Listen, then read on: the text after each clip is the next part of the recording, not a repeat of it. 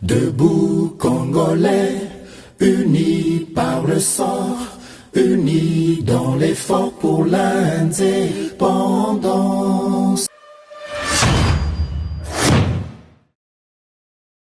Les forces armées sont en train de faire leur travail. La guerre contre les Rwandais, nous allons l'emporter. Tous ces territoires conquis par ces derniers seront repris sans aucune forme de négociation. Vous êtes le bienvenu sur GCAM Télévision, fidèles abonnés, chers internautes. Me voilà encore pour une fois devant vous dans le cadre de notre émission Debout Congolais. De partout vous nous suivez à travers le monde. Sachez-le bien que Samba Olunga vous porte à cœur et vous souhaite bonnes conditions d'écoute. Ba éclairer nyonso ya mokili mobimba na pesi bino matondo mingi pona fidélité pe confiance oyo bo akordaka na ngai po na mimela bino basango ya République démocratique du Congo pe ya nzinga. Voilà, boyebi malamu ete justice ya Nzambe eratakate, justice ya Nzambe motomoko te aishapaka na contrôle nango, osala na butu, osala na moi, osala mabe na nkuku, osala ngo na mpwasa, litomba ezali. Soki yo kosala ka mabe olobi yo za yanke, to oza pomba, yeba yango ke likolo na ope pomba zalaka. Soki yo kosala mabe olobi ke oza rusé, oza très malin, yeba qui est malin plus que toi, ça existe. Yeba ko recadrer ba acte na yo pour opposer ango toujours dans le sens de faire du bien. Parce que nyonso oyo topozaka lokola ba acte et finissaka toujours par rattraper biso d'une manière ou d'une autre. C'est ma façon d'introduire cette émission destinée aux éclairés de la République démocratique du Congo. Actualité na biso ya liboso esengeli toyeba ete vice-premier ministre en charge ya défense Jean-Pierre Bemba ayambaki chef d'état-major ya armée ougandaise présentement na Bunagana. Bango masolo na bango ezalaki kotala toujours accent sur feuille de route ya makambo ya Luanda pe ya Nairobi sur occupation ya ba zone après retrait ya mouvement terroriste M23. Toujours na cadre et actualité wana toyeba ete na conférence de presse hebdomadaire ya gouvernement ya RDC porte-parole ya gouvernement atenaki pona ko rassurer na ba congolais likambo o etali présence ya ba différentes armées na ba région oyo ezalaki occupé par les terroristes du M23. Il a tenu à affirmer, il a coupé sa congolais assurance, il faut qu'on ait la confiance dans le chef de l'État. Et puis, l'armée congolaise, ils allaient empêcher, il y a la Moussala Nango, il y a défense, il y a intégrité territoriale, il y a République démocratique du Congo. Les forces de l'EAC sont sur le sol congolais en appui aux forces armées de la République démocratique du Congo. Wana ezali ba propos, il y a Patrick Mouyaya lors du point de presse hebdomadaire tenu ce lundi. Nous allons faire les analyses de savoir marge à manœuvre du gouvernement na biso ezali nini, ba inquiétude na bino ezali nini, réalité topé vérité ezali epai wapi. Webete nazongeli sango parce que nayebi ke ezali ko préoccuper bino mingi. Ba Congolais belé baza koyeba vraiment le pourquoi te ya ko continuer ko faire exister force wana na est la République démocratique du Congo. À quoi ça va aboutir? Nous en parlerons, nous parlons de ça, nous avons parlé de ça et on continuera toujours à parler pour apporter de la lumière. Wana za sujet na biso liboso to ba te sujet à Mibale Mwagashushu, le député qui se trouvait à la prison centrale de Makala azali transféré na prison ya Ndolo. Kunande continuité à procès na ye et ko se suivre kuna. Toujours dans le cadre de Mwagashushu et sengeli petoye ba ke ezali na sujet moko américain Robert Sussman o azali pe ko accuser du susu Mwagashushu d'escroquerie au sujet ya société oyo toyebi société SMB oyo bango bazali ko yaza ko kanisa ki Mwagashushu abotolaki yango po misala ye moko propriétaire. Coup de théâtre pour dédouaner mwaga chouchou po société qui na maboko ya bato mosusu to ezali boni wana mituna pe ba congolais bazali ko mituna autour ya sujet oyo. Voilà. Troisième sujet tokolobela wa to bete ba diplomate européen basala ki vraiment balai diplomatique et pas il y a Christophe Mbosso pona koluka kokende kochaye pression na makambo etali alignement ya proposition de loi ya Noël Tchani na Tingi Pululu bango bazalaki kosenga na ete a retiré yango na session ya mars oyo c'est que Mbosso n'a pas fait na kobima na bango aucune déclaration n'a été faite à la presse et la kisi que bakutani penda na libende kasi ba congolais baza ko mituna position ya président ya Sénat est-ce que keseni na position ya président et assemblée nationale est-ce que parlement congolais baza ko loba langage nini par rapport ya loi Tchani to komeka to ba vérité parce que vieux baati le kwebo jusque là indifférence ezali vraiment des mises parce que to qui a lobby que jusque là son parti l'AFDC ne s'est pas encore prononcé na likambo etali loi wana bazali kotala ngo lokola bato nyonso nungu ezali ke ye azali quelque part contre poete proposition ya loi wana ba aligné yango na ngonga oyo moi ba réticence ezali. Nous parlerons aussi du vice-premier ministre en charge de l'économie. Il s'agit bien de Vital Kamerhe, ministre de l'économie. Il asili bongo kobengisa ko solliciter implication pe accompagnement ya IGF oui kambami na Jules Alingeti pour na ko permettre être portefeuille na ye et lutter contre coulage ba recette na secteur où étali économie par le renforcement du contrôle économique. Vital Kamerhe aibi aboyi moyibi pe aboyi nyonso ya mabe ezali ko salema na ministère économie yango tina ye abengisi Jules Alingeti na bureau na ye ya mosala po ete collaboration ezala IGF akumba bango po ete ba assainir environnement wana économique po ete bosoto ezala te. Ba observateur bazali ko mituna ezali voix ya sagesse nde yango eteyi ministre na biso économie Vital Kamerhe tope ezali kaka ke koluka kobetaka kokutanaka na bato oyo bazalaki lobby à la base ya chute na ye toyebi kobosana te que Jules Alingeti nde mutu asalaki rapport oyo incriminaki Vital Kamerhe na makambo etali détournement ya kabakata ya misolo oyo ezalaki destiné na programme d'urgence il y a 100 jours. Nous y reviendrons encore. Et puis pour terminer, vraiment actualité na biso ya mokolo lelo to ba été 5 na ECC baza de nouveau na tournée na Union européenne ba ki ko solliciter misolo baza ko luka mbongo et ko permettre bango que ba assurer observation ya ba élection oyo ezali koya mikolo ezali koya donc kuna bazoa ki suite ya non recevoir parce que elongi makambo eza ko salema na République démocratique du Congo eza très clair que Union européenne azali komona kozela nanu amona anomalie ezala avant aibana ko se prononcer. Voilà tout pour les sommaires. Naebi que vous a déjà branché, vous êtes là à suivre Monsieur Samba Olonga, Namoko présent liboso na bino, bendele et singele zala toujours likolo. Ce qu'on a vraiment faire dessin na moté, matika commentaire na yo déjà depuis ville nini, oza ko soutenir ba faire DCP, oza ko landa émission Debout Congolais. Je n'oublie pas de souhaiter le bienvenu, la bienvenue na ba nouveau abonné na biso. Ce que zambala no liboso, ozali ko landa émission oyo ya ba éclairé na voix ya Samba Olonga.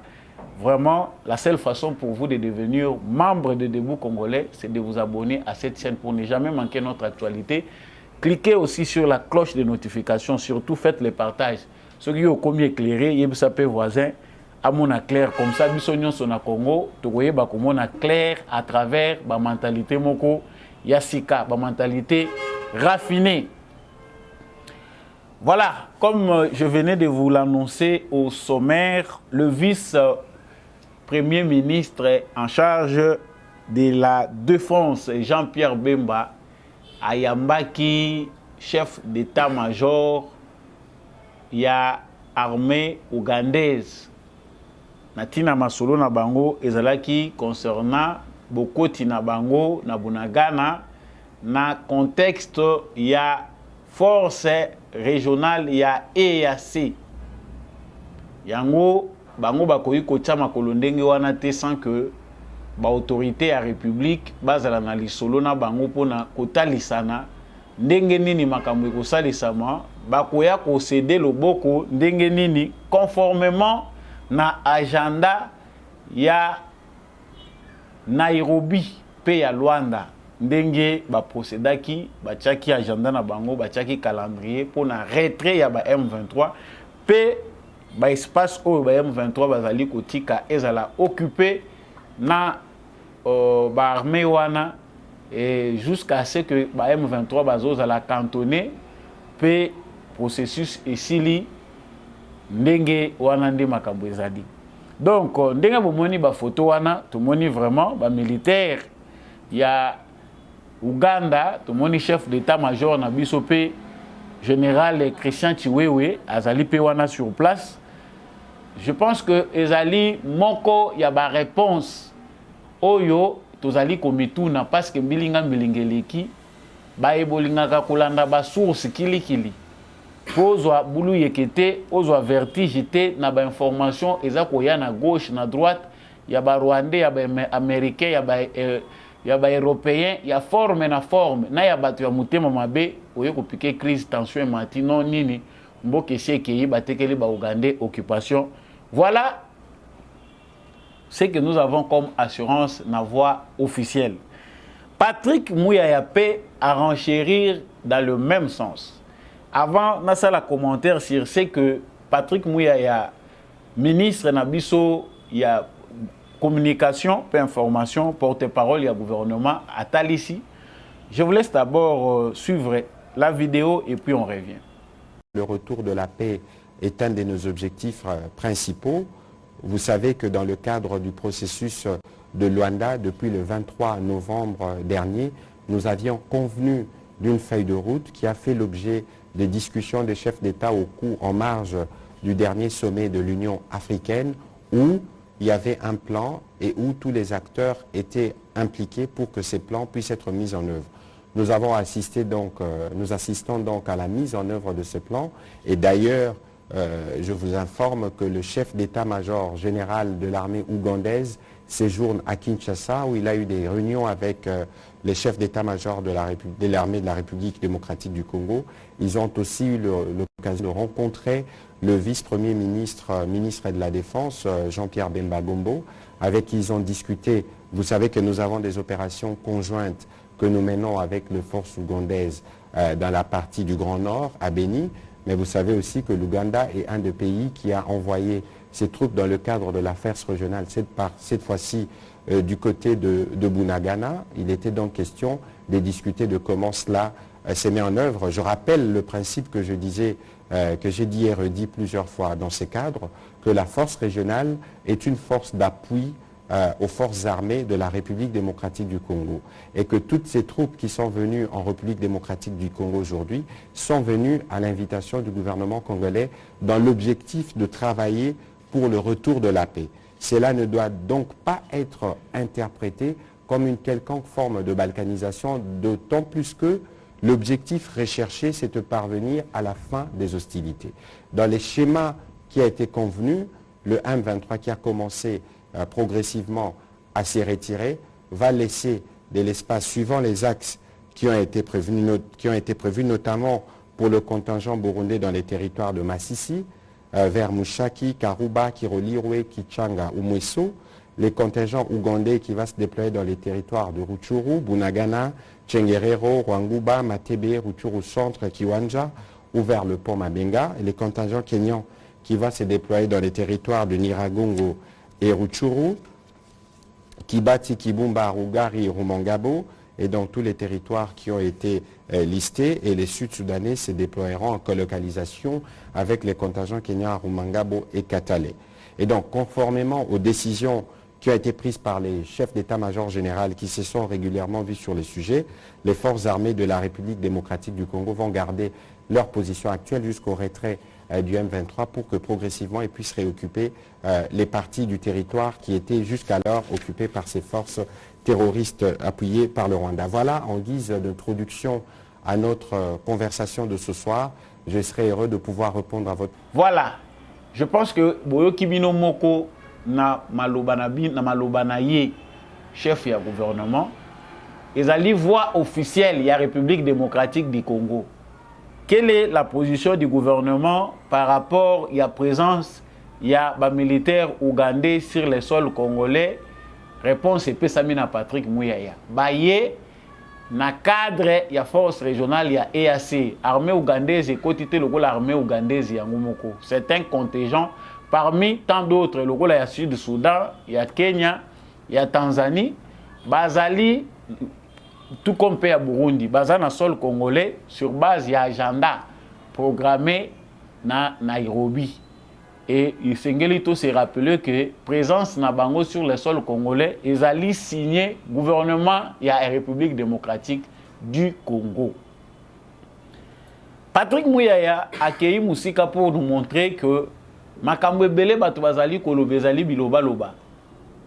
Cette force-là n'est pas une force d'occupation. Baye awa pona kosala musala na bango. En aucun moment présence na bango ezali kozongisa simato pe ezali ko annuler rôle oyo armée na biso esengeli et jouer. Le rôle de notre armée est prioritaire. La défense de la République démocratique du Congo est réservée exclusivement en première position à notre armée. Défense et intégrité territoriale Nabiso ezali armée Nabiso. Aucun traité, aucun accord n'a été signé pour interdire à notre armée ya kosala musala na bango. Nakanisi ezali moko ya ba piste ezali ko permettre biso que moi éclairage déjà ekota. Parce que soko yoka ki biyoka yoka analyse peut-être mususu yoka qui est satisfaisante, déjà la force officielle est là. Plus loin, il est allé même pour démontrer que, en tout cas, il faut faire confiance au chef de l'État. Centimètre, mon côté, en Boka Nabiso et Kokende Namaboko. Yaba Paya. Wana, c'est ce qu'ils ont essayé de nous démontrer. Il faut pétoyer les inquiétudes Nabiso et Zanine. Les inquiétudes des Congolais, les qui muto basi baswa na nyoka. Ata fourmi à matela qui a monité, à koko risqué à sursauter plus que ce qui se passe réellement. Biso, ba Congolais, tozali ba blessés de guerre, notre compréhension de la situation, ba penchant na biso, analyse na biso, ezali fondé na makambo oyo biso tozo vivre. La plupart de nos voisins ne sont pas de cœur avec nous. Ba voisins na biso ebele, bazali kota la contexte ya ba intérêt na bango. Façon nini bakoki ko s'aligner, qu'est-ce qu'ils peuvent gagner? Et ba voisins lokola Ouganda, na Rwanda, bazali dignité de confiance sur base de l'analyse que font les Congolais. Tokoki jamais vous avez la confiance à Museveni, jamais vous avez la confiance à Kagame, pour ne citer que ceux-là, parce qu'ils sont nombreux. Oyo va profiter na désordre oyo ezali na République démocratique du Congo, désordre oyo ezala qui planifié, organisé, instigé pour le pillage, pour Mutuna Mutu awele la naï. Nous n'allons tenir la rigueur à personne parce que s'il faut que le Congo se venge, toko se venger contre le monde entier. Biso, ceux qui sont pendant que bunda bitumba solo contre l'ennemi ya mboka Congo, vous verrez que presque la plupart du pays du monde, que le miel et le lait coulent en RDC. Ah, ceux qui bombo en Zambola, dans la République démocratique du Congo, c'est dans une période pluvieuse. Voilà. Donc, nous devons savoir que contexte wana ezali comme ça va congolais de plus en plus méfiant vis-à-vis ya ba voisin na biso. Mutuna mutu a profité qui ba yebi que désordre na Congo. C'est comme ça que biso ata basangani ndenge nini processus union so ba représenter biso. Pour nous, nous devons toujours garder le cap de la vigilance. Pour nous, nous devons toujours être debout parce que Batouana Bazali dignité de confiance. C'est ce qui justifie tout. Mais tu as appelé na Muzindo. makambo si to loba loba. Cela ne veut pas dire que les propos de notre gouvernement nous rassurent que tout là la pongi et la kisi que na minute yo makambo c'est ça kitoko. Non. Ce qui se passe sur le terrain nécessite notre implication. Implication na biso ba Congolais ezali que il faut que les Congolais soient debout, mobilisés. Parce que attitude y a des partenaires internationaux, bateau bazali ko prendre part na processus soyo, na appui, na bango na ba orientation. États-Unis, France, Union européenne mobimba, Union africaine, bato na bato baza kotala ba intérêt na bango.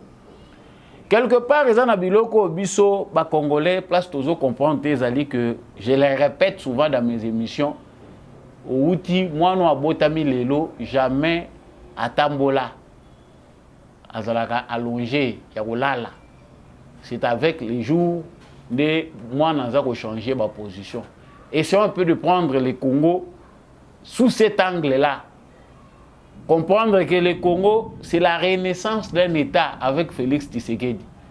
Là où nous voyons que c'est compliqué pour nous, les alliés, parce que tu as évité gravité à la situation, tu as évité profondeur, il y a ma bête au Salami na Congo.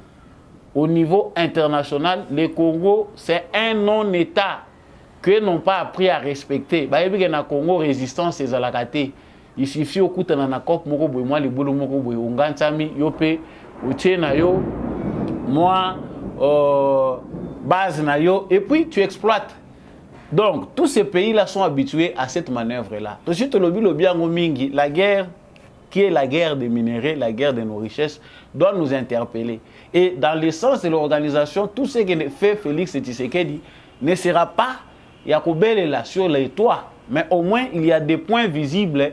Félix Tshisekedi a commencé depuis le mois de juin passé, dans le moment il y a Makambo Italie indépendance, fait Nabiso, il y a indépendance pour dire aux Congolais que Sengeli Bozala vigilant, il faut que les Congolais soient mobilisés. Au moins, il avait déjà averti les Congolais, il a appelé les Congolais à la mobilisation, il l'a fait. Congolais Mokota Kolobakaza qui a averti. Deuxièmement, il a commencé la préparation de la réforme de son armée. Nakati armée Nabiso, même si certains paramètres ne sont pas visibles, que chasse ezali kosalema musala sur les ezali kosalema contre les infiltrés et le bateau bazali ko mérité te kozala nakati armée Nabiso.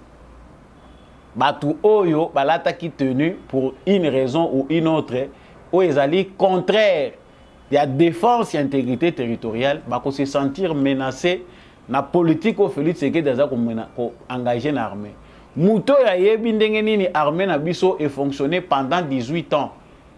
Même si il ne comprend pas un point ou un autre concernant makambo armée na biso daza ko sala na front, à cause de un peu na moi largesse, à cause de un peu na moi patience avant de critiquer mingi parce que tu yebi que armée oyo ko réformer ango eza ko senga patience pe stratégie makasi pona politique ya sika ya armée na biso. Il y a des choses qui sont faites. Tout le monde qui na kati ya parlement na biso, gouvernement na biso a proposé loi ya programmation militaire. Aujourd'hui pour la première fois, Congo toza ko kota na makambo italien industrie militaire. Ba arme na biso to ko banda ko salango awa. Ba arme lourde na ba arme légère. Eza politique moko ya défense et ko sala ke budget par où Italie makambo armée na biso, on va programmer des activités qui permettre que le gouvernement a financé réforme profonde de armée na biso, ba génie na biso, ba recherche scientifique na cadre Italie armée, tout ça est déjà avec Tshisekedi. Na cadre ya rajeunissement ya armée, kozwa ba nouvelle recrue, tozo mona que notre armée est en pleine réforme. Déjà les gens sont en train d'être formés, bientôt ba kosilisa ba musu ba kozwa bango. Bon. Nous qui voyons les choses, nous avons la banalise, nous avons c'est vrai. C'est qu'on voit, ils ont nécessité que tout ganga pour, même ceux qui ont intention à mabe, babanga yango, babanga, bameka pour progresser, ils ont intention à bango. Nous savons tous que l'objectif na bango, Parce qu'il y avait d'autres solutions. Outre Oyo Bango Bazako Sala, il y a dépenses et belé, il y a Koko Tsabarme Kilikidi. La seule seulement MONUSCO ici, est possible que bah utiliser MONUSCO, bah équiper bien, bah ça peut appuyer FARDC. Et puis c'est fini. Kuna Kagame, il suffit seulement de retirer soutien au Bango Bazali ko apporter naïe. Mais comme ce sont des gens qui aiment les complications, Bazali na théorie na Bango criminel au Basi ba planifier, on sème les chaos, on vient en sapeur-pompier, on vient à l'aide. Toye besoin pressant à les d'ordre humanitaire. Le gars pour monaki Macron aya oazo beta seta lobby, la priorité est aide humanitaire. Avion à l'Union européenne au point aérien. Or objectif na bango ezali kozo ba renseignement pour gomme tomber. Chers frères congolais, c'est vrai biso nature na biso ba congolais toza très large. Biso toza ndenge baninga na bamboka musute bazape jou musu bolamuki boye bou bobe bisango kambala moko. Biso, tout de suite, na mutema na biso pour le Congo est dominé par les Bantous. Il y a Kozalana Tamulaï, il y a quoi encaisser pour enfin koya kobima bitumbe Chili aussi les chango wana. Ça c'est nous les Bantous. Malamu mais ma BP makasi parce que les couleurs à kotala na yamba kozala très courtois, kozala diplomate naturellement. Le pays est parti biso to tralika observateur.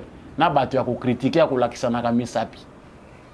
Donc je conclus ce point pour dire que éclairage au gouvernement a pesibiso na assurance au ba pesi bango ezo tia bango devant ba responsabilité na bango.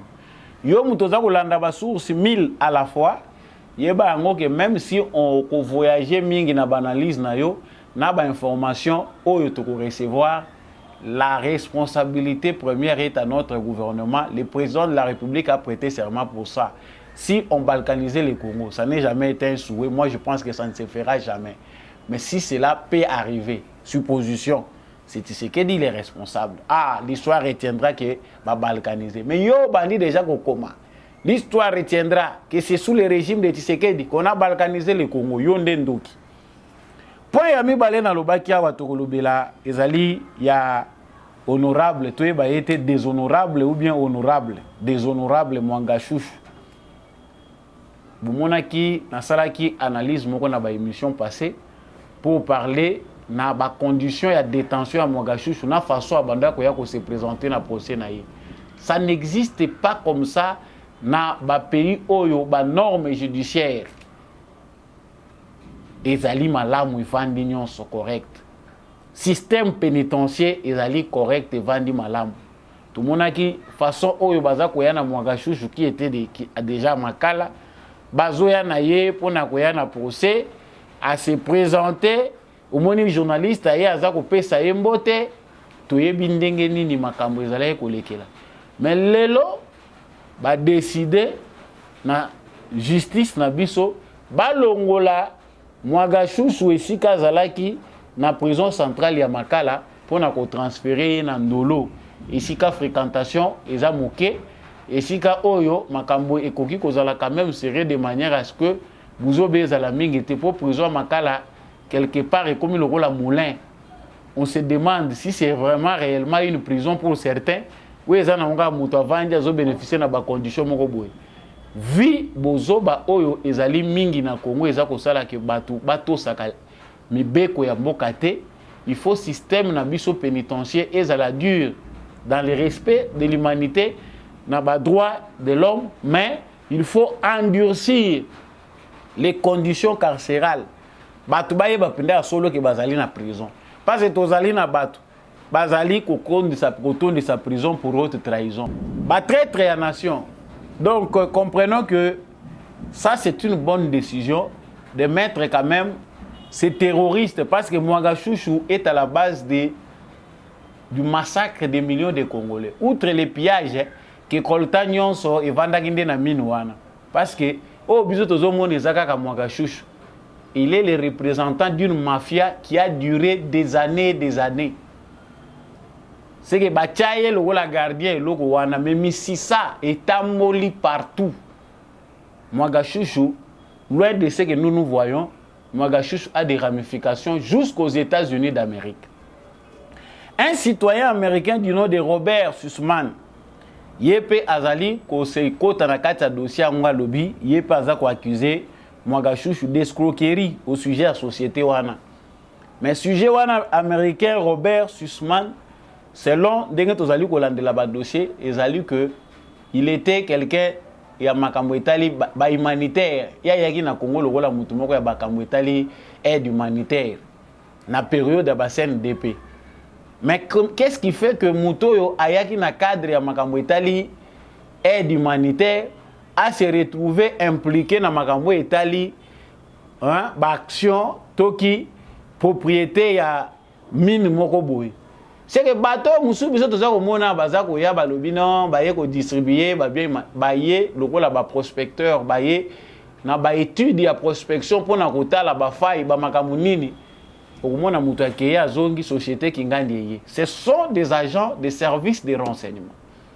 Si quoi mutu azoya ko bima na moment oyo po bakangi Mwagashushu aza même ko senga intervention à président de la République alobi que eza ko senga pe président de la République a s'impliquer pour na likambo etali société na ye. Ça dit société wana toza ko mona oyo toza ko lobezali ya Mwagashushu oyo baza ko lobaka exploiter de temps en temps zali ko financer ba rébellion na bango y compris les M23. Mundele moko pa bimi un américain qui dit que société wana eza ko appartenir na ye. L'analyse que nous faisons, parce que nous devons aussi approfondir d'informations autour de ezali que Batouana va planifier l'euro moko pour récupérer l'actif wana ya mine wana. Loko la bayebi que mine wana est alimenté ba sociétaire ebele, ba société ebele, ezali loko la mine oyo ezali ko pesa bango coltan.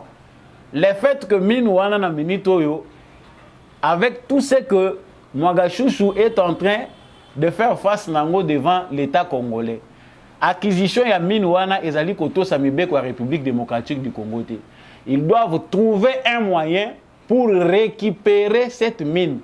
Batinda mutu moko yango tomoni Robert Sussman azoya. Je suis encore à la recherche d'autres informations. Mutu oyo baza ko bimisa wake soit disant que yepe aza impliqué, Mwagashushu a détourné, acquisition ya mine ezalaki ya yete, tout ça ezali ba américain ba comprendre ba yebi déjà que dossier oyo devant justice congolaise, l'État congolais va récupérer cette mine pour maintenant trouver, chercher à avoir des problèmes pour tous dans le contrôle ya mine, il faut tout créer dossier bala musi mutu na bango oyo parce que rien ne prouve. Qu'est-ce qui prouve? Mutu avandaki bandaka alata avandaki onote afundaki et il n'a pas eu gain de cause. Faux.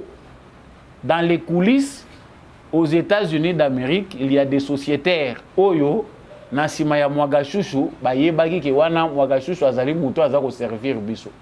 Loko ya longwe, il faut que quelqu'un d'autre prenne cet endroit-là pour biso to continuer kozwa kamakamu na biso. Donc comprenez chers téléspectateurs ndenge nini mafia ezaki organisé et puis ndenge nini dossier wana bato bazako continuer kolandela ngo pendant que biso to lali to lobi kaza devant justice ba pression ba organisation, ba planification ezali par-ci par-là pour chercher non seulement à quitter Mwagashushu, je pense que lui ça sera un sacrifié. Il est difficile qu'il y ait un filet à la justice congolaise. Ezali moko ya ba terroriste azwami metoye ba que c'est l'arbre qui cache la forêt. Ba multinational bazana simawana. Ndenge bazali pona ba mine ebele ya République démocratique du Congo. Voilà, chers internautes, l'autre aspect du dossier Mwagashushu, l'aspect pécilité, mazita et continuer comme on a makabu ezakoleka. Derrière ce dossier-là, on attend de notre justice que profondeur ezala. Ezala procès mon quoi la va vite té, na manière politique, ko bomba yeka na prison et puis to zipi bo soto mususu ezako tourner. Mwagashushu normalement si il faut sambisa manano lenge ya solo bato ebele bakozala pe incriminé. Oyo ba mususu bakangi ya société na ye, ba police bazali ko travailler à transformer na milice na ye privé, ba agent ya société na ye, ça c'est peu de choses. Plusieurs politiciens doivent tomber, ba acteurs politiques ebele, ba mouvement associatif ebele singeli ekufa parce que réseau eza monene et la justice congolaise, on ne sait pas si elle est vraiment en mesure ya kosuki sa mutuana pour tokoma na point we singeli tokoma. Quant à nous, d'être vigilants. Les diplomates européens conduits par Jean-Marc Châtaignier, chez Christophe Mbossou, France, Belgique, Grande-Bretagne, Allemagne. Idée oyo bango baye nango baye balobi toye pa na yo baye lokola bayaka na butu parce que mboko oyo toye bayango ke biso tozana défi monene pour tout reprendre totalement contrôle de la République démocratique du Congo. Quand on dit que le pays était déjà vendu, presque tous na minute tous dépossédé et là était calé na biso ba congolais zaka ndenge to tambola na mabele ya Congo.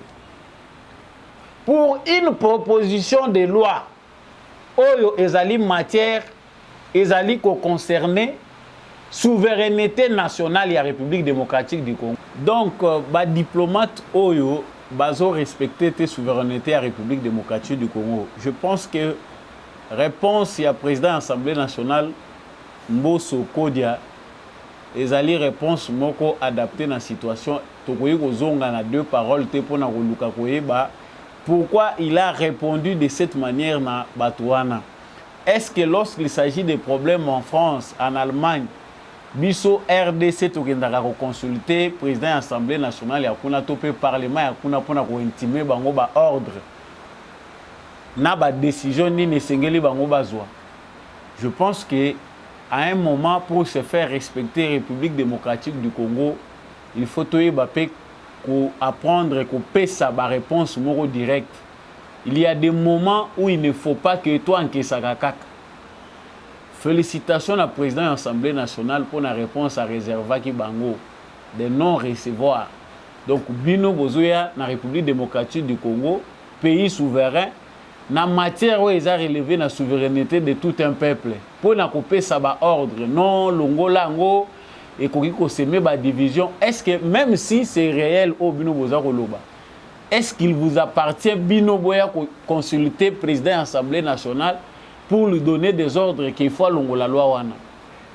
Na kanisi chaque circonstance ezalaka occasion moko epesa maka na chaque peuple pour déterminer le niveau de maturité. Ce que les Congolais traversent comme une simple aventure. Tant que les loi oyo, ils ont peut-être on dirait à sujet et puis c'est fini. C'est aussi un test de maturité pour le peuple congolais. Bato avec légèreté comme sujet moko ya maseki. Ailleurs en Occident, porte moko oyo RDC azokanga déjà pour na libela.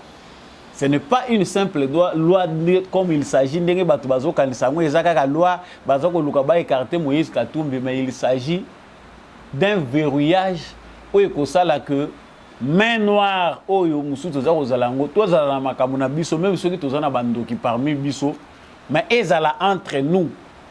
Nos sorciers, nous allons nous-mêmes les gérer. Nos voleurs, nous allons les gérer nous-mêmes comme les voleurs en France. Et aux États-Unis, baza géré par la loi ya États-Unis, la loi ya France. C'est entre eux, mutakokota kuna azate. Kuna pe baza na forme muibi na bango. Ba systématiser ngo, ba organiser ngo jusqu'à tel point que les pauvres sont au service des riches. Personne n'en parle. Mais biso na contexte à biso. Dans un État qui cherche à s'organiser, dans un pays où tout ça qu'on non-État, tout ça qu'on vende sa mibé qu'on a biso, qu'on réorganiser par institution na biso de manière à ce que et servir le peuple congolais ou bien servir la société na biso. On nous amène des injonctions de type voilà et qu'on diviser bino. Merci Nambo Soko dia tout ça a besoin de conseiller. Je pense que les Congolais qui comprennent les enjeux de cette proposition de loi et Singelito s'est préparé, tout ça là déjà, comment on appelle, tout banda déjà qu'on s'est reclassé, musculature, il faut y banda déjà, vous préparer les muscles parce que normalement, tout ça qu'on banda exercice moko important awa, tout qu'on bima ridicule devant le monde entier. Na katia débat oyo, bato baza ko appeler bon sens balobi non pour éviter des divisions, au moni moment oeza moment moko crucial, moment nini yo poni. Et savent qu'une fois que ça ne passe pas, c'est resté comme ça, ils vont toujours multiplier des stratégies pour que ça reste éternel. Le Congo restera un pays éternellement ouvert, où n'importe qui peut venir faire n'importe quoi et personne ne peut l'arrêter. Aussi tout le bela mingi makambo ba loi. Mais eza na débat moko bandeko eza ko peut ça passe. Tika président et à Sénat ba ati lukwebo azala clair. Clair parce que nous voulons aussi que même dans les coulisses ba animateur ya ba institution na biso baza na devoir et à réserve bien sûr, mais tika président et Sénat azala clair. Vous êtes congolais ou pas? Parce que moni ba indifférence moko boye, on dirait AFDC eza parti moko à part. Non, bandeko ya AFDC bozala pe clair. Tu veux dire que même si les officiels ne vont pas se prononcer ouvertement, en 4 minutes oyebi ba position na bango. Il n'est pas question d'influencer les Congolais, d'aller chercher les influenceurs pour influencer les Congolais. Katumbi se prépare bien. Même si la loi est impersonnelle, il y a à se préparer à Tiembongo na ba journaliste, à Tiembongo na ba politique, à Tiembongo pour manipuler les jeunes gens, faire les tours, il y a ba centaines, il y a ba manifestants dans toutes les provinces pour présenter que le peuple congolais est contre cette loi-là. Bino, Boubandi Ozonga Simano, l'AFDC ne s'est pas encore prononcé. Mieux vaut se taire que dire des choses qui montrent que na minito yo bozalité na peuple congolais. Cette loi-là, en regardant les sondages d'opinion, ce que le but est questionné dit congolais, même si certains vont s'abstenir pour dire que ce n'est pas une priorité, cela fait partie des ignorants. Mais les Congolais justes, les Congolais honnêtes, oyo bazana ba sentiment na bango, ezali mêlé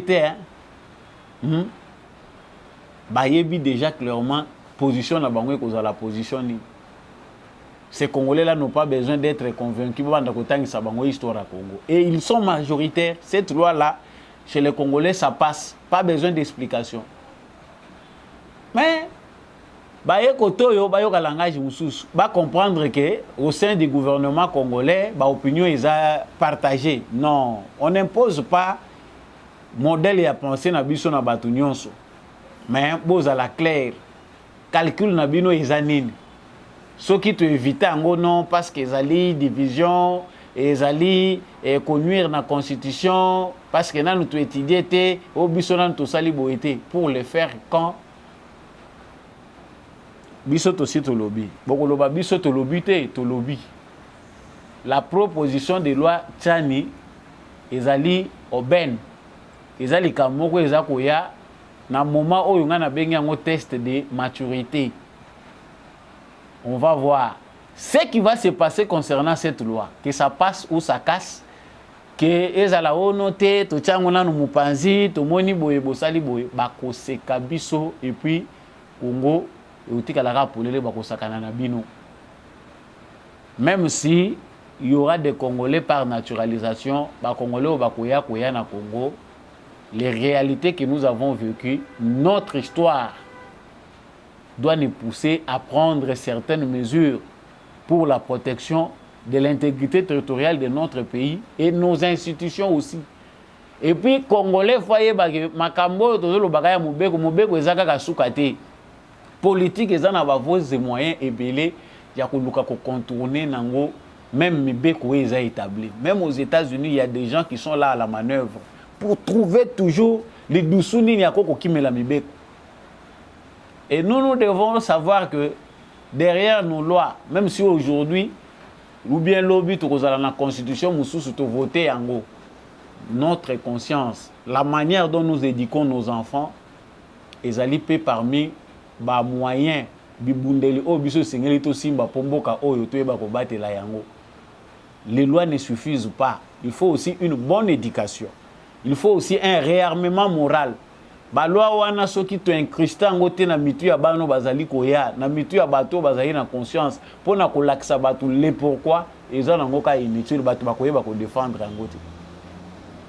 Nous avons dit Vital Kamerhe, ministre de l'économie, vice-premier ministre en charge de l'économie, asengi na Jules Alingeti a sollicité implication na pour l'accompagnement ya IGF na cadre et à portefeuille pour lutter contre l'écoulage des recettes dans son secteur. Donc, M. Vital Kamerhe a refusé le détournement des deniers publics dans le ministère pour renforcer le contrôle économique à Sengi aide et à IGF. Donc, ndenge bomoni na bilili wana na Vital Kamerhe bakutani. Il faut te bango que muto ya pesaki rapport final oyo etindaki ba juge ba fongo l'instruction ba benga Vital Kamerhe akende ezande Gilles Alingeti, les gendarmes financiers de la République. Yewana nde muto asalaki yango. Lokola politique ezaka na ba o na ba banango na ba jeune nango. Muto moko ta koloba parce que nous on est obligé de dire la vérité. Même en France, ils ont une forme moko ya clémence pas toujours acceptée par l'opinion publique, mais qui passe. Et dans le contexte où abiso eza clémence, tu yebi que la lutte continue. Les Congolais doivent savoir ce qu'ils veulent. Les Congolais doivent s'instruire davantage pour na uchaba garde-fou par-ci par-là. Le mal est profond. Le mal est très profond. Pour le biso biloko balobakate. Siko ye Kamerhe mituna wana toza ba Congolais totuna na biso nyonso. Monsieur Vital Kamerhe veut l'ordre. Bande ko musu balobi voya sagesse parce que asa leki na mikakatano programme de 100 jours au détournement sur facturation boye siko lokola za na ministère de l'économie ezali moyen pour naye en tout cas ya ko laver pe image naye kotalisa image ya sika le nouveau Vital Kamerhe passé par la prison, passé par des procès, même si ce procès reste encore, demeure encore intact face au peuple congolais, les véridiques populaires restent encore le même. C'est quelqu'un qui n'est pas digne de confiance. Les Congolais, pour la plupart, parce que les Congolais c'est un peu abusif, il y a encore quelques Congolais, quelques rares Congolais, Oyo Bazana est d'accord que Azali est innocent. Mais pour la plupart, ce n'est pas quelqu'un à qui faire confiance sur base de ce qui s'est passé lors du procès des 100 jours. Et puis l'acquittement de Vital Kamerhe n'a pas toujours été bien digéré par le peuple congolais. Si vous avez la kisibiso que Esengeli ordre et quota. Est-ce que Abongwani a changé pendant ya solo a commis Vital Kamerhe ya sika Saint-Esprit a koti na kati na ye a commis quoi agir yango abengi Gilles Alingeti ou bien ils ont une aventure politicienne où la mutunyon soit na ba théorie na ba pratique ya ko soigner nango image ya homme public. Je peux utiliser ces canaux pour montrer à la face du monde que vraiment désormais bisonyon surtout aux alliés qui œuvrent dans cadre de bonne gouvernance. En tout cas, sous cet aspect-là, nous on a qu'à saluer que en tout cas, ils alliés bonne démarche que shérif Yaba Finance Nabiso a aidé notre nouveau ministre de l'économie qui est sous observation du peuple congolais à établir transparence, bonne gouvernance dans le secteur maillé. Là, c'est autre chose. La deuxième chose qu'on ne voit pas, en tout cas, la vengeance est un plat qui se mange froid. Monsieur Gilles Alingeti, vous avez répondu à l'invitation de Vital Kamerhe pour remettre de l'ordre. Certainement, vous n'avez pas tort parce que c'est un ministère. Parmi les ministères, nous avons un service pour être Makamboué les Galandenge à solo. Digitalisation et à service, nous peut permettre que traçabilité, la transparence et la Makambo. Ce qui va informatiser le système, va établir le système de contrôle et qu'on permettre que coulage de recette et la thé. Ah, Monsieur Aliboso Tokolobake, il n'a pas tort. En tant qu'Inspection générale de finances, il ne peut que répondre. Parce que ce qu'il boya répondre et bimi mabé, ils ont quitté côté. Mais dans la coulisse, bah quand on les bazar comme tout, bon et chukia les boumou et bimi. Yepe na kalamuta sala nga boy ngati réputation na nge baby boy ezali kolona bango. Bana msupe balobi aluki pa la kisa bangoti. Botinda kanga na prison. Yaka wana la kisa oke ngai ona za pe na bureau yaka tokutana. Bomoni bango bakutani sans animosité, Farafara, c'est la nouvelle République, c'est la vision de la nouvelle République démocratique du Congo. On se réveille un matin, et puis un soir, il y a un matin, il y a un soir, et puis on évolue. L'important, c'est ce que veulent les Congolais. Parce que tout le monde se focaliser dans le dossier où ils ont un beaucoup de retard et makasi. Congo mboka ba problème bo tellement congolais soko yebindingi ba gérer ka stress te ko kufa na tension to kufi na AVC. Pour jara ba problème où ils ont na Congo. Au Kanzaka président de la République yemo muta kozala nango ou bien bato bazana poste ba responsabilité. Kota na Congo mo na jara ba problème où ils ont na Congo. On mona que à chacun a ses sérieux problèmes pour s'adapter à l'environnement congolais. Donc, Kamere demeure un cas, un défi, un problème face aux Congolais. Mais au moins, ça c'est un bon départ. De manière générale, il y a qu'à constater que notre nouveau ministre de l'économie, qui est face à des grands défis, tant qu'il y a Congolais, en tout cas, il faut discipliner ça. Il vient de montrer l'exemple pour la discipline. Rigueur, il faut ça à la crise pendant rigueur. Bobengi déjà, il y a IGF. Même si tu as il faut quand même être neutre dans la façon dont analyser ma cambo. Batebele babenga ka IGF que IGF yaka ko installer système moko ya contrôle là pour permettre biso que clarté zala. En tout cas, bazate penda bazara oyo babenga IGF bazara. Ba mususu babenga ka IGF na cadre ya kolinga ko corrompre pour bazipa pe madusu na bango. Tu es vu dans l'effort.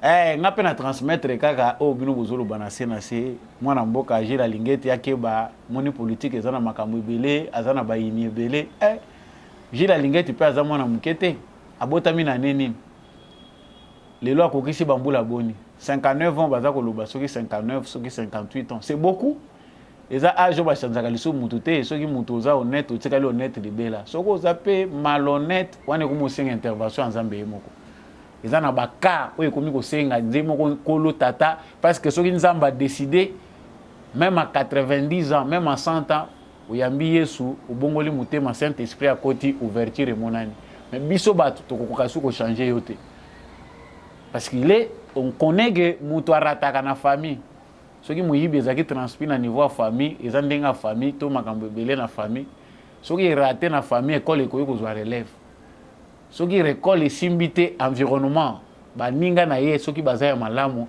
bakoki mpe kofaçonner société donc ekoki mpe koleka en travers entourage bato oyo bazali kotambola na ye soki esimbi te l'état aza wana soki okweya l'état abukaka mpo azongisa moto na nzela l'état soki akoki te voi soki ezalaka église soki okei na église wana kuna nde eliki ezalaka te mate ya paster ekoki kotuta mutema mutu pe abongwani ndenge na lobaki awa mulimo mosanto akomi kokamba ye elobi ye moko jila lingeta alobi eza na moyibi oyo kaka mulimo mosanto mutu akoki kochanger yango nzambe ye moko kaka po ata bosali formule nini ya sensibilisation waya yango ngai naza parmi bato baza kobeta sete balobi moyibi ya Congo eza fléau tellement que eza ko détruire même mbongo ya muke ya mpako ya mama mapa parce que maman mapa soka atie mapa na ye na balabala baza kosenga ye afuta tike mais mbongo wana eza kokende mpona bofuti tike aza kozela ngo ezonga na nzela ya gratuité enseignement kofuta soda kofuta fonctionnaire malamu et construire infrastructure ya malonga congolais lelo aza suna culture ya kofuta mpako te parce que moyibi elekaki na bambula eleki c'est que biso uta to uta indépendance kolongola kaka muke temps époque ya bakasavubu na balumumba biso tozalaka te kokoso likolo ya kokoso soko côté lelo congolais soko moni lelo président de la république a komi ko apprendre biso civisme fiscal congolais azongela ko renouer confiance ya pacte sociétal aucune société ne se construit sans impôt ezali parmi ba fondement ya l'état organisation ya un état impôt et construisaka mboka. Mais il faut que nous tourne à paramètres les la bonne gouvernance peut être un grand facteur où ils allaient permettre que les Congolais à reprendre confiance dans l'animateur et l'institution. Nous avons fait un pako. Ce qui est un pako, on a vu que nous avons fait un poche. Madame biso peut ça la désobéissance civile. Bon ngwe kendaka kuna te. Po izo kende nango to kozuela ngo wapi. Zalo ko lozo kabila ba miyibi l'état za susute. Voilà biloko et détruire biso. Donc bon vent au ministre de l'économie Vital Kamerhe nakanisi sous plusieurs aspects toujours comprendre l'enjeu. Ba tout na ba faiblesse mais Congo ya sikoyo toza ko apprendre bolingo. Bato yo ba terrorisaki bolingo na kati ya institution na bango na kati ya l'état na bango amour ya patrie amour ya ba citoyen ya patrie wana même soki kindokeza na bamboko na bango umona ki ba nation wana comme forte na France kindokeza ya makasi ya bosenzi penda ya lelo ya moderne bino bato za na France boyebi yango na États-Unis ya bosenzi ya kosakana te bato ba sala marche ba ko motambola tolo polele liberté ya ndenge wana eza pe forme kindoki na bango na makamu na bango baponi. C'est une moderne forme de sorcellerie. Mais biso tozana na bondoki tope buzoba ya koyinana ya mutema mabe lokola ya sombi mutuka atika to bomaye koma ya kosomba mutuka na quartier biso to somba kate ye na famille biso to simba to tomba makate ya uti pota lingala kisabatu nini ke ye mutako ya kotongela bato awa to ye mutako ya kosisa pasi na biso to balesi poison to babomi. C'est ça médiocrité, la sorcellerie africaine jusqu'à reste encore un niveau très bas, médiocre, bête. Il y a qu'à constituer freinage. Sorcellerie na biso ils a occasionné sous-développement. Bisika o batunyon so bazo zo momuke na bango, okomona penda ko inaneza ka penda mingi te. Nakanisi point wana nakoki kosuki sango ndenge wana Vital Kamerhe est un défi. Zobanda changera te. Mais mutu nyonso azalaka na possibilité ya kolakisa pe ki nakoki pe kozala mutu ya sika. Tolobi awa ipana bino boye ba ete Senko na ECC bazali na cadre ya ba démarche toyebi makambo ebimaka na suka tango ba élection à 2018 et salami toyokaki makambo ba 40 000 téléphones toyokaki makambo ba mbongo oyo eutaki na ba différents pays tomonaki a ben chole ko tâtonner pour na ko expliquer biso misolo oyo ezalaki ko faire fonctionner observation to pe ba observateur ya Senko eutaki wapi. Ce n'était pas l'argent de Katumbi. Katumbi n'avait donné aucun franc. Toyokaki makambo ya lolenge na lolenge sur base ya observation ya électorale. Sikoyo lelo tozana 2023 pona batu oyo bazali na ba calcul na bango politique bazali kotala bénéfice na bango personnel moto ya mutema na bango eza kotala élection.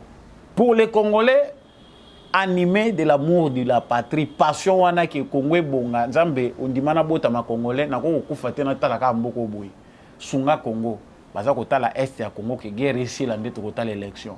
Mais ba miyibi bato ya lokoso o bayebi ke Congo ezaka libulu ya mbongo lia na yo mboko yo soko zotala la ngo kufa yo mutoko bongisa mboko yo te. Ba passer na biso ya ECC na Senko ba fongole lisunzila na bango kote bakendaka kozwela misolo. Lobi Fondation Mo Ibrahim e créaki biso désordre na Congo ba Congolais ba kabwani ti lelo ba Congolais musu ba yoka na kate bandeko na biso baza na poto baza illustration. Banda kala bavandaki na poto ba yebaki te mutu abandundu nani muluba nani malgré ba yebaki ba bikolo na bango. Ba vivaki calme sans problème. Jusqu'à ce que mu pepe abondoki akebolaki ba Congolais eye ba mususu ti lelo bakoma kotala na lokwa ba ennemi. Siko awa bino basango bofongoli sunzela wana. Nzela poto esika mbongo utaka esika wapi ba manipulaka bino. Non toke ko luka mbongo ya observation électorale. Congo. Awa baza ko luka to récupérer mboka oyo eteka maki na ba Congolais. Ba Congolais bazui ba place na bango ba pesi na ba Rwandais bozwa na bino biso to ko banda ko zwa pe ba richesse wa biso to tonga bandako. Siko awa toza ko luka ko zipa madusu bino bozo kene lisusu. Wapi tokeye pa ba européen toza koluka financement ya observation électorale ba européen bango moko bazana observateur na bango bazana ba méthode na bango mécanisme na bango on ne sait pas pourquoi ils prennent l'argent des contribuables européens bacha pour venir observer les élections qui se passent chez nous alors que nous on n'a même pas un seul franc à mettre dans nos budgets pour aller observer les élections qui se passent aux États-Unis ou en Europe. Je pense que les citoyens de ces pays-là doivent commencer à se révolter petit à petit que le monde est dans la crise financière à Makasi. Pourquoi mbongo eza ko wuta na France babola pe baza ko nebele ils ont ko luka babola Congo. Les vrais dirigeants s'occupent de leur pays, ba problème ya pays no ceux qui silito ke ndikota la voisin ndengeni. Mais bande ko na biso ya 5 ans ici baza ko lukela biso nini. Franchement, quand on analyse profondeur à makambo boetolobi congolais nzambe ba mususu to tsa bango na si ba sila ba limwa ou bien to sala ndengeni ni pombo ko etelema. Expérience en 2018, Église catholique, na ECC, Bobimbengi penda ba église. Solo eza ba église parce que finalement à force d'évoluer, je ne crois plus aux religions. Nandimi na ngai na croire na tata Nzambe, naza kondimela Yesu Christ pour moi chrétien, na suki wana. Po ekomi ko sala pasi déception tozozo tango nyonso ya ba pasteur, na ba abbé, na ba nani, ekomi ko sala pasi. Soki na mikolo koya ba pagano bakobotama na Congo bate bakoya Nzambe a tenir biso rigueur te tala bandoki bango ye wana bande ko ya 5 baza ko solliciter déjà ba bandi na Belgique assurer observation électorale mais les chrétiens baza ba bienfaiteurs ba chrétiens baza bato ba makambo malamu ba chrétien na bolingo bazana ngo bako kosala bénévolat na ba archidiocèse obino bozana ngo na ba paroisse oyo catholique azana ngo Congo mobimba est-ce que akoko zanga ba volontaire sur base de contribution ya ba congolais bango moko pas non seulement ba don ya kana compte église catholique les fidèles catholiques du Congo. Est-ce qu'ils ne peuvent pas mettre un petit rien à des bénévoles catholiques au bandimi qui observent l'élection à la RDC? Ça, c'est une question. Est-ce que de même, les fidèles à SCC, au bateau continuer à se reconnaître dans les représentants à bateau, SCC na bateau bazali ko appartenir na makambwana? Ils ne peuvent pas faire de même. Observation électorale, bozo kene na ba organisation oyo baza ko luka ba politicien ya ko manipuler pour ba pesa bino mbongo. En échange, vous leur donnez quoi? En échange, vous nous amenez les désordres. Kingani na ganyaki, oya ganyaki te. Pourquoi? Parce que bozwa kimbongo kuna na injonction à te ke bokei comme des agents neutres, mais bokei na parti pris. Désordre lelo etiki batumusu lokola matito elala kasoki mo pepeye tele magalisu te. Batumsu na Congo batenga malibela Tshisekedi n'a pas gagné les élections atikali lokola matitio nzeto et soki esi lali bo etikali libela. Pourquoi? Parce que la Moka, la Senko, tous ceux qui sont organisés oyo ba manipula ki ba congolais à travers ba plateforme union sur les médias balinga ko inclure na mutu ya ba congolais que c'est Tshisekedi était perdant, c'était Fayulu le gagnant des élections. Si les Américains ils ont le contraire, le Russe, on peut observer que de près l'élection wana, bazaki ba premier à féliciter Tshisekedi baloba le contraire. Aujourd'hui la vérité est têtue, elle finit par apparaître au grand jour que organisation oyo fabriquée qui mensonge wana pour na kobimisa que c'est Fayulu qui avait gagné les élections. Aujourd'hui vérité bimi libanda, eza mutakala batunyo so bakomi ko kimango. Mais Fayulu lui reste borné pour se dire c'était lui le président. Yende Moutazala qui est élu, des pouvoirs usurpateurs, nous sommes dirigés à défi par un pouvoir non légitime. Et quel langage n'a ya comédie. Sur les lobes à song bakeli sous, chers frères congolais, voilà ce qui vous divise.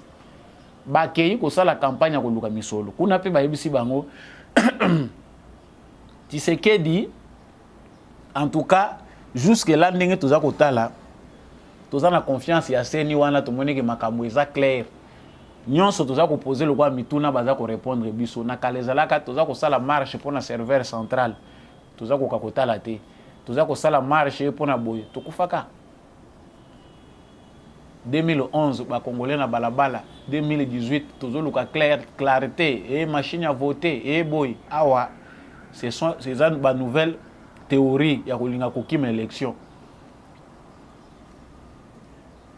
Union européenne a zo reconnaître ngo albi en tout cas kadimana seni na bango bazana na confiance na ye de régime en place eza ko manifester bonne volonté baza semblé ko déterminer organisation de l'élection et baza nullement opposé à ce que l'Union européenne vienne faire le monitoring.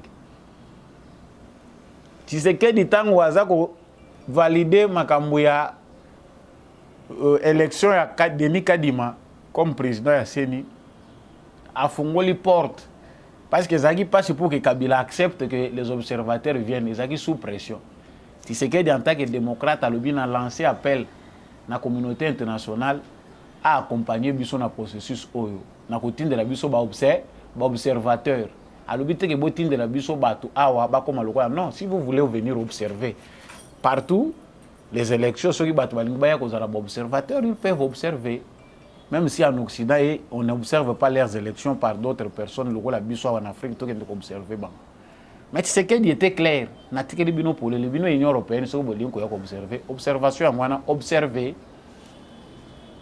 ko Union européenne atali j'ai tombé ta lobby bino bozongi dessous na même calcul tout ça là qui perte moi Ibrahim a ça là qui perte Union européenne a ça là qui perte tout l'argent dépensé to récupérer on a noté so lelo boye dessous na kopo yo na même méthode ya kala moni ke bino bo réfléchissaka na bino te boza ko yeba banger à lelo te politique à lobby za ya lelo te bato belé ba perdre boussole peut-être il y a des gens qui combattent Tshisekedi avec les méthodes comme Oba combattant Nango Kabila.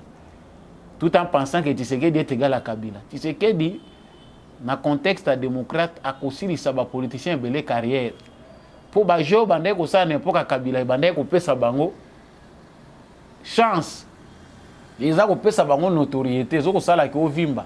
Lelo eza possibilité. Vous êtes obligé de changer votre stratégie. Si quoi stratégie à lelo pe eza PTT. Bande ko na biso ya 5 bayoki soni majorité ba congolais baza ko s'enrôler selon observation ya Union européenne ba moni na bango eloko moko te oyo bango na minute ba ko kinana ko reprocher na Union européenne amoni ke makambo to yebi ke biso tozo bundisa Tshisekedi mais eko bimela boyete poto ko diembela wapi. On ne combat pas facilement un démocrate na niveau ya boy. Parce que makambo ezaki compliqué lobby à rendre ango facile. Liberté ba congolais bandé ko duka ba pesi bango ango. Il n'y a pas plus grand don que la liberté. Ata ba pesi yo ya komela ya kolia me bakangio lokola ndege na cage. Kozalaka na souci soki na pumbaki na mate ata likolo ya ndako wana. Chers téléspectateurs, point oyo toyebi ke ekobote la biso sous ba réalité belé nous y reviendrons sur les gens qui ouvrent la porte à la menace ou au complot international. Si nos frères et sœurs congolais n'avaient pas validé les complots internationaux contre le Congo, les loyo ba Rwandais balingaki baya ko occuper bisoté balingaki ba infiltrer ba institution na bisoté.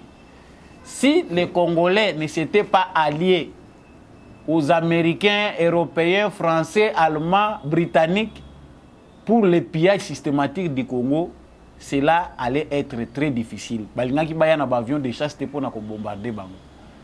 Tout ko bombarder biso. Mais comme dans toute société, balobaka mbumu eliaka lideso et utaka na kati ya lideso. Nous avons des gens nuisibles chez nous pendant qu'on attaque les Rwandais. Voyez vous-même les systèmes. Qui sont les ennemis du Congo? La gouvernance de Félix Tshisekedi nous a permis de découvrir de nous-mêmes. Ce qu'on a comme intelligence, d'ailleurs, Mukenza Mbapesio, au bakisi likolo nango sagesse, au ezaka minimum, au mutunyo se singela zala nango pour vivre le la mutumoko correct dans la société. Au moment que Tshisekedi nous a aidé dans beaucoup de choses. Tshisekedi lelo a facilité biso na makambo ebele to découvrir qui sont les vrais ennemis du Congo. Ce qui tire les loyaux dans la liste d'ennemis ya Congo te nanda na yo na chambre na yo na agenda na yo c'est que il faut ta la problème il y a vision na yo longola linette ya kala somba ta linette asika lata au découvrir makambo asika. Merci Nabino nakanisi bozake belé boza côté boza ko continuer ko encourager Samba Olonga nazomona ba chat Nabino ba commentaire Nabino merci vraiment na importance bozo continuer ko accorder na émission oyo lobi na koya na sujet mususu nakanisi que za makambo tozo découvrir pendant que toza en ligne toyeba yango que na rencontre et salami entre Paul Kagame na président ya Kenya, président a Sekakawana, ngana lingaka été. Bon, kolingate dans un sens un peu trop dur. J'ai beaucoup d'aversion envers ce président-là parce que aza parmi batu oyo, ba compliqué donne na makambo et singla iko seulement. Parce que lui ne voit que les intérêts de son pays. Bakutani bangomi balena Kagame, balobi, je félicite le leadership. Wana ezali Kagame mutaza ko féliciter leadership ya président kenyan pour aider à résoudre la crise dans l'est de la République démocratique du Congo. Mettre nos ressources en commun, c'est s'approprier notre développement en étant moins dépendant du reste du monde. Ça, c'est la déclaration de Paul Kagame après rencontre naye na président kenyan. Commentaire, zalaka skotier na Jekam Télévision, tokomona ngo na émission oyo.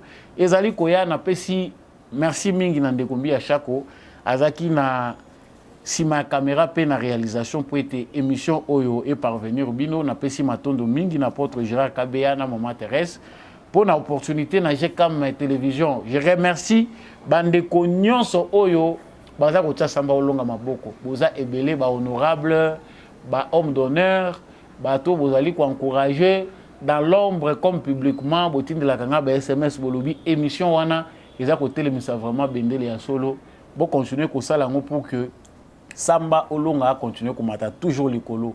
Je vous ai juré dans le bagage que tozana bino tina sommet ba ambition ba italaka yango te mais vision aussi boyebi yango c'est de servir les Congo debout congolais tika na commentaire depuis ville nini au sepeli na émission oyo ceux qui pour sepela ki na ngote on reste congolais c'est dans l'unité et dans l'amour que nous allons reconstruire notre très cher beau pays.